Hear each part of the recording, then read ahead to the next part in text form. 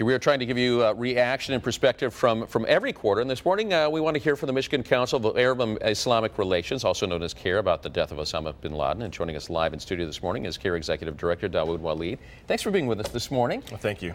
You kind of reacted to the young man that we heard from there as thinking that this was the end of terrorism. You said, wish it were so, but probably not. Well, we do see the elimination of Osama bin Laden as justice being brought forward. At the same time, we do know that Osama bin Laden is a symbol, but he is not the only leader, the only perpetuator of global terrorism throughout the world. So we don't think that just because Osama bin Laden was killed that Al-Qaeda is just going to totally disintegrate overnight. That would be a little too, expectations would be a little too high to actually think that. And yet we are hearing from some members of the community denial that Osama bin Laden was even behind the 9/11 attacks, this in spite of his own videotape messages claiming responsibility for them. Why this denial, or why this reluctance to embrace the justice being served?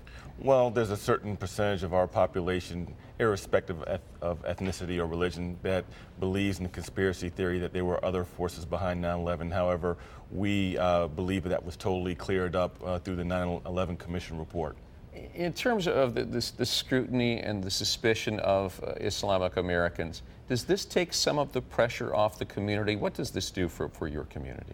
Oh, we certainly hope so. We hope that, number one, that the family members and friends who had victims who died at 9/11, both at the World Trade Center, the flight that went down to Pennsylvania, as well as at the Pentagon, that this will help them in the healing process in terms of the pain and the hurt that they're still going through. But we also hope that with the death of Osama bin Laden, that this gives us an opportunity to say, yes, bin Laden was an enemy not just of Americans, but the entire world, and that Osama bin Laden never represented Muslims. He never represented Islam. As a matter of fact, the majority of victims of Al-Qaeda terrorism since 9/11, if you look at what's going on in Iraq, Pakistan, Afghanistan, Muslims have been the primary victims of Al-Qaeda's murders. No doubt about it. Yeah, there has been an awful lot of carnage.